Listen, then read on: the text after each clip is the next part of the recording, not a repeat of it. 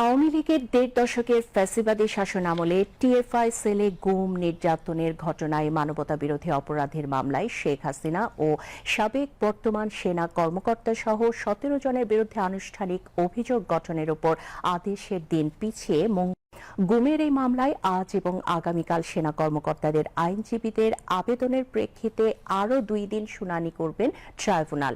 এর আগে গুমের ঘটনায় করা মানবতা বিরোধী অপরাধের এই মামলায় অভিযুক্ত ১০ সেনা কর্মকর্তাকে সকালে কঠোর নিরাপত্তার মধ্য দিয়ে আন্তর্জাতিক অপরাধ ট্রাইব্যুনালে হাজির করা হয়।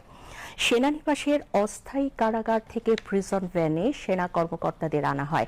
এছাড়া একই ট্রাইব্যুনাল জুলাই গণঅভ্যুত্থানে রাজধানীর রামপুরায় ২৮ জনকে হত্যার ঘটনায় মানবতাবিরোধী অপরাধের পৃথক মামলায় সাবেক বিজিবি কর্মকর্তা লেফটেন্যান্ট কর্নেল রেদওয়ানুল ইসলাম সহ ৪ জনের বিরুদ্ধে আনুষ্ঠানিক অভিযোগ গঠনের উপর আদেশ ২৪ ডিসেম্বর ধার্য করেছেন।